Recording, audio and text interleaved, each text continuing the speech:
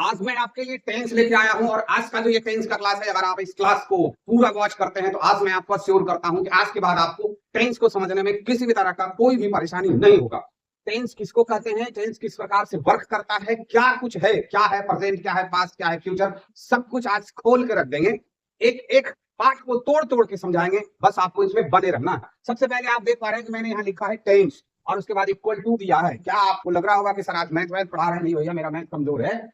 हमने क्या लिखा है, टाइम प्लस एक्शन ऑब्लिक के साथ वर्क दिया है, मतलब या तो एक्शन या तो वर्क, दोनों एक ही चीज है, आपको समझने के लिए दिया गया है। एक्शन बोले या फिर वर्क बोले, दोनों सेम ही चीज है, लेकिन क्या है, टाइम है। तो समय के साथ कोई सा जो काम होता है, सबसे पहले ध्यान से सुनिएगा कि कोई सा भी जो काम होता है उसमें समय तो यूज होता ही है, बिना समय का कुछ भी नहीं है।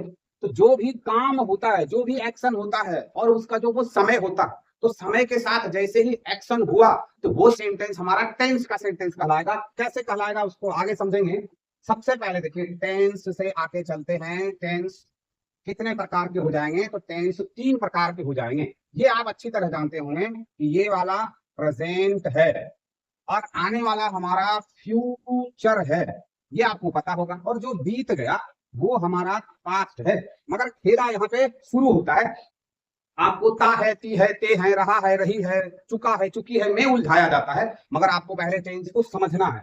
टेंस में मैंने क्या बोला है, क्या लिखा है, टाइम होगा और एक्शन होगा, तभी वो सेंटेंस हमारा टेंस का होगा। अगर मैं कहता हूं कि मैं जवान हूं, मैं बूढ़ा हूं, मैं बच्चा हूं, या फिर मैं सुंदर हूं, या फिर मैं कुरूप हूं, इस सेंटेंस में कोई काम नहीं हो रहा है, तो ये सेंटेंस टेंस का सेंटेंस नहीं है। सिर्फ इसका टाइम जो है वो प्रेजेंट है, हो सकता है वो पास्ट हो सकता है वो फ्यूचर। सबसे पहला सवाल क्या है कि आपको ये हमेशा ध्यान रखना है कि जब भी टेंस की बात हो तो उसमें आपको टाइम के साथ एक्शन को देखना है। हर सेंटेंस में टाइम होता है। अगर मैं अभी कहूं कि आई एम और गुड, तो इसका मतलब है कि ये जो टाइम है ना, ये टाइम हमारा प्रेजेंट का है। अब इस जगह अगर हम वॉज लगा दें तो इस वाले सेंटेंस का टाइम पास्ट हो गया।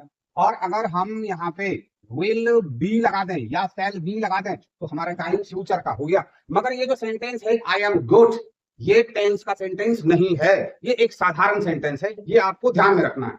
तो टेंस का सेंटेंस होने के लिए क्या होना है, आपके द्वारा कोई ना कोई कार्य होना है।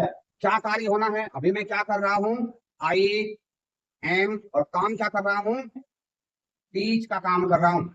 कंटिन्यू है इसलिए हम इसके साथ आई एन जी लगाते हैं। तो आई एम टीचिंग मतलब मैं पढ़ा रहा हूं, right now I am teaching. तो ये हमारा क्या है, टीच हमारा क्या है, एक्शन है, वर्क है, पढ़ाने का काम हो रहा है। इस सेंटेंस का टाइम क्या है, एम। एम कौन सा टाइम है, प्रेजेंट का टाइम है। तो आपने देख लिया कि टेंस का सेंटेंस होने के लिए क्या चाहिए, उसमें टाइम वर्ड चाहिए और एक्शन वर्ड चाहिए। एक्शन वर्ड इसमें नहीं है तो ये सेंटेंस हमारा टेंस का सेंटेंस नहीं है। तो इस तरह के जो भी सेंटेंसेस हैं जिसमें कोई सा एक्शन नहीं हो रहा है, कोई सा काम नहीं हो रहा है, वो हमारा टेंस का सेंटेंस नहीं होगा।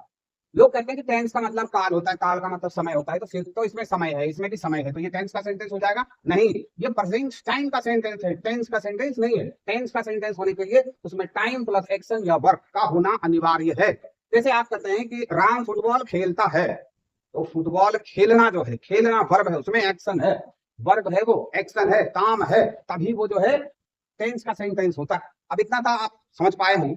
अब आगे बढ़ते हैं कि टेंस होता क्या है। तो समय 3 तरह के होते हैं, आप चौथे समय में नहीं जा सकते। तो समय 3 तरह के होते हैं, कौन सा, जो अभी चल रहा है, फिर जो बीत चुका है वो पास्ट हो गया, और जो आने वाला है वो क्या हो गया, वो फ्यूचर हो गया। लेकिन हम पहले प्रेजेंट में आते हैं। तो प्रेजेंट में जो कुछ भी काम हो रहा है, जो आप अपनी आंखों से काम को होते हुए देख पा रहे हैं, वो सब का सब आपका क्या होता है, वो आपका कंटिन्यूअस फॉर्म में होता है। क्या होता है, वो कंटिन्यूअस फॉर्म में होता है। जो कुछ भी आप देख पा रहे हैं, अभी आप मोबाइल देख रहे हैं तो यू आर वॉचिंग मोबाइल, आप मोबाइल को देख रहे हैं, देखने का काम आप क्या कर रहे हैं, कर रहे हैं। तो जो कुछ भी घटना होती है वो कॉन्टिन्यूअस फॉर्म में होता है, ठीक है। अब जैसे ये वाला काम बंद हो जाएगा, तो जब ये काम बंद हो जाएगा तो ये वाला काम क्या हो जाएगा, परफेक्ट हो जाएगा। ये वाला काम क्या हो जाएगा, परफेक्ट हो जाएगा। कैसे हो जाएगा, देखिए, आई आई के साथ क्या लगाते हैं, क्या हो जाएगा यहाँ पे, टॉट, आई हैव टॉट, क्या हो गया, काम पढ़ाने का खत्म हो गया, तो ये क्या हो गया, परफेक्ट हो गया। इसका परफेक्ट क्या हो गया, टाइम परफेक्ट हो गया। कंटिन्यूअस क्या है, टाइम है, किसका, इस एक्शन का।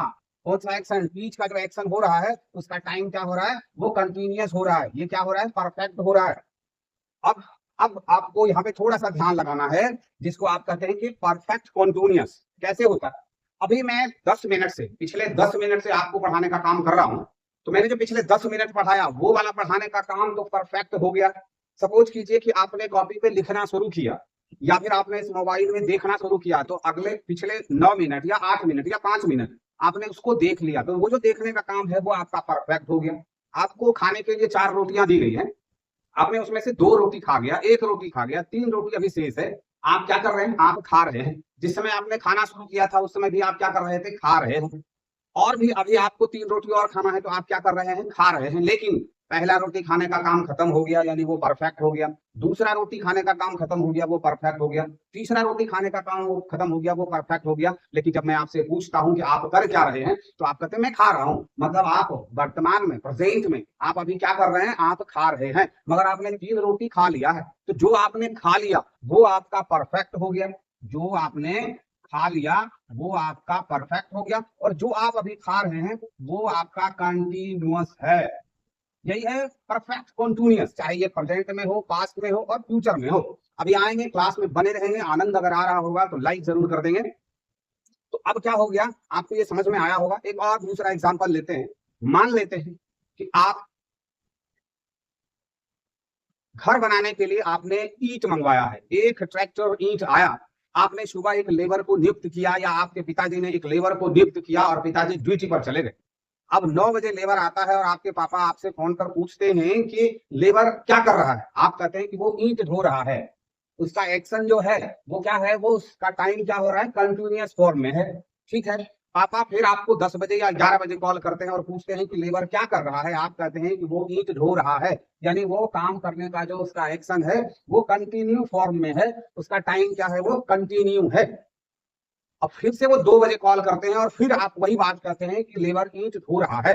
लेकिन अब मेरा आपसे सवाल है कि क्या वो सुबह 9 बजे जो आया तब से जो ईंट ढो रहा है, तो उसने 2 3 4 500 ईंटों को तो ढो के दूसरे जगह रख दिया होगा ना।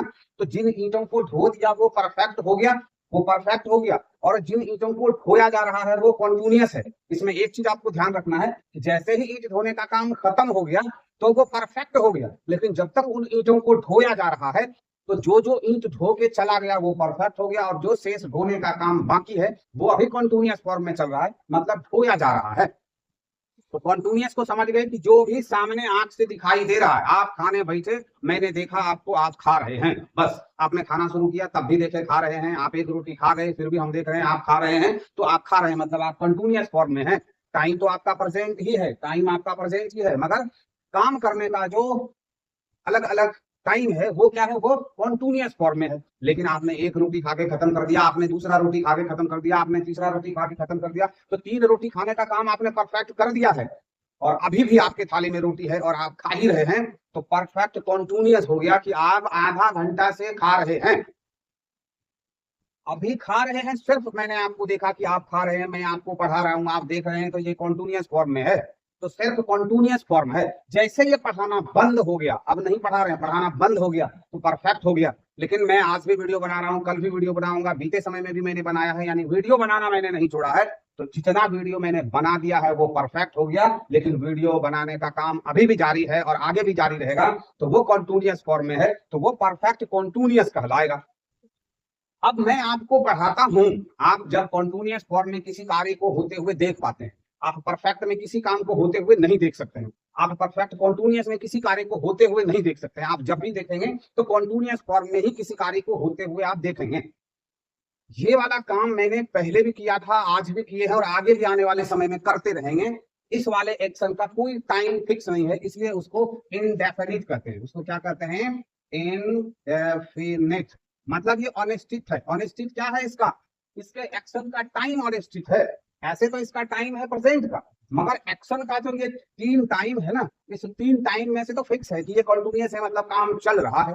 परफेक्ट है मतलब काम अब बंद हो गया, अब वो नहीं हो रहा।